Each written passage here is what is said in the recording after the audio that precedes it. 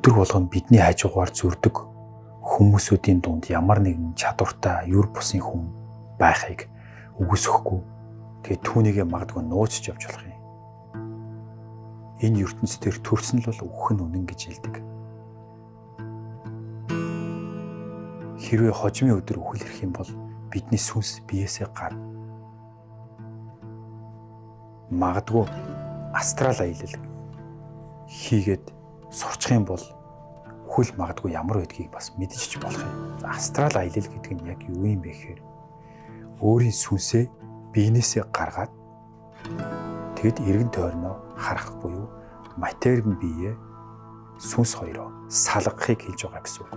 Өнөөдөр миний мэдхийг хүссэн зүйл маань астрал аялал гэж байд юм уу? Астрал аялал хийдэг хүмүүс тийм хүн байгуул олж уулзъя гэсэн маш их хүсэл мөрөөдөлтэй байсан. Тэгээд энэ астрал аяллаа тухай хийсэн ярилцлага хүргэе. Ямар сэтгэл төрүүлэхийг мэдэхгүй. Царай гарахгүй тийм ээ. Царайг нь бүршийлэгч. Та цөөх үгээр хариулаарай. Астрал аялал хийдэг хүмүүс үү та? Хэд шүү. Мөн тэ. Астрал аялал хийгээд сүнс ингээд биенээсээ гардаг гэж үзэж болох уу? Би сүнс гэж бодохгүй. Тэр холбоосыг би фильмийн нэг давтамжийг барьж авч чадчих гэж боддог. Фильм юм эсвэл одоо нөгөө видео контентын фри бродкастинг дээр байгаа давтамжийг би очно дээрээ хараад ийм байна гэж харж чадчих юм гэж боддог. Бид нэр одоо ингээд нас бараад үхвэ штэ. Тэгэхээр бидний сүнс биеэс сална гэсэн үг. Энэ астрал аялал энэ хоёр хэр төстэй адилхан өөр. Би нэг үхэж үзэг болохоор сүнс дагаад матери юу авч явдаг юм гэж мэдэхгүй. Үнэнгээ хэл. Нөгөө сүнс маань оюун бодлын маань аваа явчих юм уу гэдэг. Энд дээр зүгээр миний жоохон эргэлзээд байдаг юм. Жишээлбэл сүнс нүг гэдэг юм байдаг. Өнөөдөр дэлхийн үсээ 4 тэрбум жил. Өнөөдөр дэлхийн үсээ 2 сая жил. Жишээлбэл 200 сая жил гэдэг юм. Тоо хэлдэг шүү дээ. Ингээ бодоод байхад за би хэрвээ мөнх юм бол би 40,000 төгрөг олсон байх хэрэгтэй. Очоод байгаа. Тэгээд 40,000 төгрөгийн аль нэг сүнснийхээ мэдээллийг яагаад байж явж чадахгүй байна гэдгийг ойлгох надад байгаад. Чиний асуултаа. Зөв. Тэгвэл харийнхан гэж байдаг уу? Баг шүү. Одоо астрал аялал хийгээд харийнхантай очиж уулзаж харилцаа холбоо тогтоох боломжтой. Боломжтой шүү. Чи уцаа юу яа л да. Одоо бид нар нөгөө технологи хөгжөөд автон хүн рүүгээ залгаад яриад чаддагтай л адилхан. Гэхдээ бид нар тэрний дугаарыг яаж зохихгүй гэдгийг л одоо олно. Тэрнээс бид нар одоо уцаар зөвхөн чамрууч гэсэн залгаад ярьдаг. Чамаг гэхдээ би бүр шал танихгүй ертөнцийн нэг ертөнцид байгаа хүний ингээд амьдралыг хараад өнөдөр сууж. Харийнхан гэдэг маань хайгийн ойлголтоор таван махуудын бодгол байх юм уу, оюун ухаан байх юм уу, эсвэл матрикс байх юм уу гэдэг чинь өөрийг сонирхолтой. Тасан годор нэг юм тойл гэдэг. Толмын гэдэг асуулт нүүт ингэ хариулаад идэв, үзүүлээд хариулаад идэв. Энэ бол тухайд үдгэр байсан. Гэтэл одоо эн чинь өөрөө нэг voice command-аар ажилладаг. Search bar-аар тогтох. Chat GPT шиг тийм. Үгүй chat GPT-ээс илүү. Voice command-аар ажилладаг. Толмын мэн одоо хай сервер гэдэг шиг яг ийм технологи тухайд л бид нар технологи хийхгүй шүү. Өнөөдөр бид нар би пад авч сууж байгаа хай сервер гэл ингээл өөрийнхөө search хийгээд үзээд чадаад байгаа үстэй. How can I about your project гэж чиний нэрийг хэлээд Facebook хэмжүүлж байна. Бид нар технологи бигч өөрөө бодит үлгэрийг өсөлтөө болгоод байгаа болохоор энийг худлаа гэж хэлэх боломжгүй болчихж байгаа. Харийнхан одоо байд юм бол одоо тий астрал аялал хийгээд харийнхантай уулзах боломжтой. Яагаад дэлхийд тэр өндөр ингээ харийнхан үзэгддэггүй харилцаа холбоо тогтдог юм бол. Чамд холбоотой бол тогтоож байна. Тогтоож байгаа ямар тогтоож. Тэр бол байна. Хүүхд тогтоол би яг бодитоор ингээд юуны нөгөө баланги гэдэг наадмын сумын ойд дээр явж байгаад юуны санжин болдог гэдэг газар ингээд маш том биш юм. Хүү юм чинь наалтаа харж ирсэн. Маш том. Хүүхд тахтай. Миний зүгээр бодитоогоор харсан. Тэгэл одоо нөгөө технологи хөгжөөд ирсэн чинь хүмүүс маш өндөр найрамдчтай камерууд дараад ирсэн. Бидний 700-аас 1200 хэдийн пиксел харж байгаа нь 34 мегапиксел харж байгаа. Хараанаас илүү бүр нутгнаас жилийн пиксел бүр 200 гараад ирсэн байна. Магадгүй 3-4 чиглэлүүдийг ингээд өмнөдийн тэр эффектүүдийг ялгаж харуулаад тэднийг чаддаг ч байсан байна. Магадгүй ш. Бид нар одоо ингээд сарн дээр ингээд сарл хийж чадчихсан болохоос одоо бол баргийн дугаа хараад сарн дээр битнэсэд байна гэдэг хүмүүс одоо яриад хэлчихлээ ш. Энэ амьдрал дээр бидний зорилго юу юм бэ? Яах гэж хүн болж төрсөн? Үлийн би одоо ярьчихвал амар том юм байна. Зөвхөсөхгүй юм шиг. Яг том юм байна. Би таныг би өөрөө жоохон гайхаад өнгөрөөч таар намайг хараад баа гэж ярьсан. Баш мөрөх чинь архитектор тухайн байшин боддог. Хэдүүн хаана яаж амьдрах юм. Ингээд ямар өнгөтэй байх юм гэлээ. Өнгөсөр бол байшин 5 жилийн дараа баригддаг. Яг л тэр хэсгээс. Гэтэл тэр цаг хугацаанд дээр очиж тэр байшин гарсан байж болох уу? Ирээдүйн фьючер дээр. Бас сонирн байгууз. За. Хоёр нөгөө зураач нар онгод орж ирэхгүй байна гэж хэлдэг. Хөдөлмөрийн зохиолч. Гэтэл нөгөө хэд маань нөгөө өөр параллел ертөнцийн очиод нэг тодорхой юм арчаад энэ ямар гоё дуу вэ? Энэ ямар гоё хөгжим бэ? Энэ ямар гоё зураг вэ гэж нүдэндээ арчаад буулгаж автосон дээрээс хөгжим зураг дуушлах гэх ингээд үүсгэж идэв болов гэдэг бас нэг бодол байна. Гурт нь ерөөсөө Tesla хийсэн гэж шүү дээ. Энэ бүх мэдээлэл ингээд бэж идэв ба. Энийг зүгээр бид нар хүлээж авах гал гэдэг. Би ойлгох нь л бол гэдэг. Үлгэр хийж байгаа. Бид нар үлгэрээс сонсоод оюун бодлого дээр үлгэрээ төсөлд төс. Алтан зогс гэхэд ямар юм. Зургийг хараад тэгээд бодтой юм шиг тэр кино үзэж байгаа юм шиг оюун бодолтой ингээд хийс зүрлээд тэр баг мангадгүй анхны астрал аялал байсан байх гэж би боддتي. Ийм том юмс эхэлж байгаас бид нар бол маш том юм хайх гэдэг байсан. За би таард ингээ ойлгомжтой ярьж байгаа юм байна. Тэгээд тэр үед яг хүүхэд байхад маш их астрал аялал хийдэг байсан юм шиг санагддаг.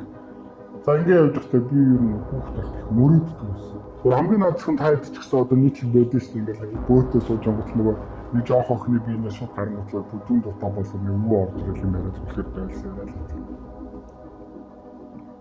Би ботхоор бас санаа бодлоо тий. Тэгэхээр тэр хооронд нь оюун бодол хайцсан байдаг гэдэг би тэр бөөнөрөөс постныхан дараа асуух бит гөөршин зүйл авчихсан шүү дээ. Тэгэхээр тэр өөр сүс орж ирсэн тэр сүс нь өөр астрал аялал гэдэг өөрсдөө зүйл явуулсан баг. Магадлал байдсан болов гэж зүгээр миний хувьд таны мэдгүй. Тиймэрхүү юм байсан. Астрал аяллаар биш үү? Зорчоод ч юм уу ямар нэг юмны цаана байгаа юмыг мэдэх боломжтой юм.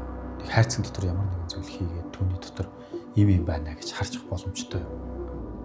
Тэр нөгөө нэг та нөгөө зүүнбэлгийн тулаан болоод тэр нэг юм хүмүүс хэлээлээд шүү дээ тий. Зурагч мэдрэл энэ цааны юм байна гэхээр тэр чадчихна л гэж би харчихсан шүү дээ. Чадж байгаа бол зартлыг хэлээд байна гэх тийм. Та чадах. Би нэг тийм зүйлрөө сонирхож үзье үнийг л.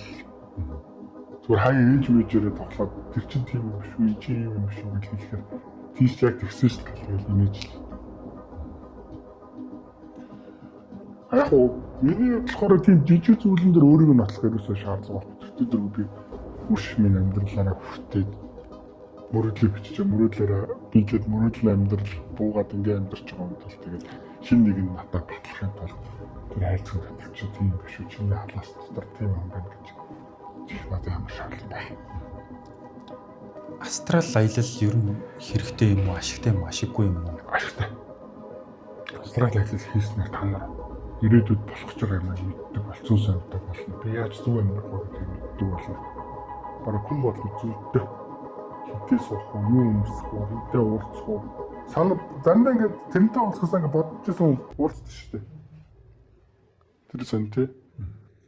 Тэгэхээр бид нар нөгөө хэмжиж чадахгүй юм бол ингээд амар том фантазлаад байна. Астрал аялал гэхлээр л би дээшээ харж байгаа сүнсээ гарган готлоо шүү. Таньдаг охинод ч юм уу таньдаг айлд очоод би бацаануудын хувьд ярьж шүү. Цаа өөрийнхөө хувьд яриаггүй. За тэгэл тэр аваар юу байна гэдэг, энэгээр юу байна гэдэг, энэ чинь хоолны газар юу байна гэдэг ингээд энэ гэдэг нэг юм хүмүүс ингээд зааварчлах байдаг байхгүй юу? Гэтэл тэр очиж хараад дараа нь очоо нэрээс би нэг өмнө нь харж ирсэн шүү дээ. Харсан хүмүүс байдаг. Энэ чинь нэр нэг юм байсан шүү дээ тий.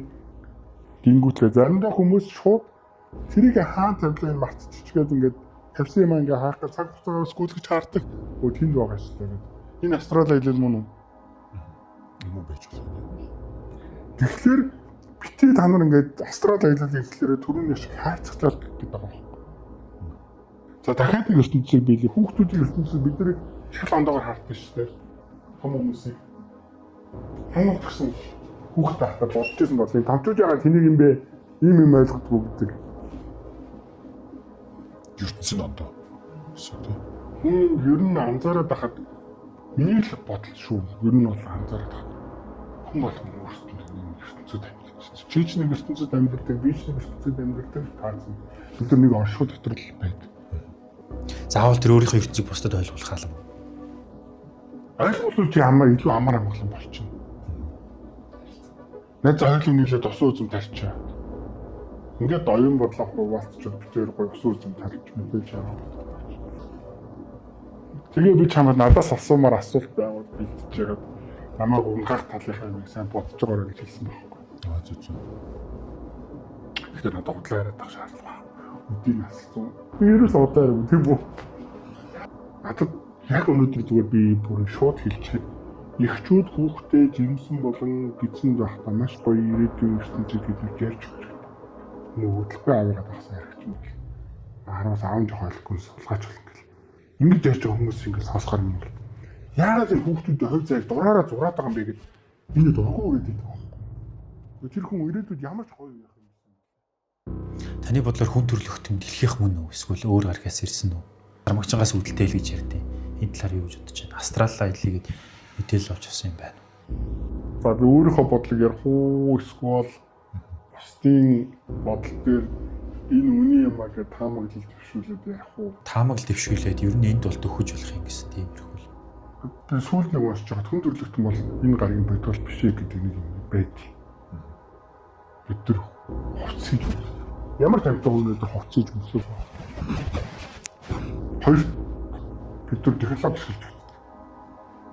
Ямар ч юм өнөөдөр технологи бүтээж чаддаг. Гурав бид тэр хүсээ өөрсдөө үйлдвэрлэж хийдэж чаддаг.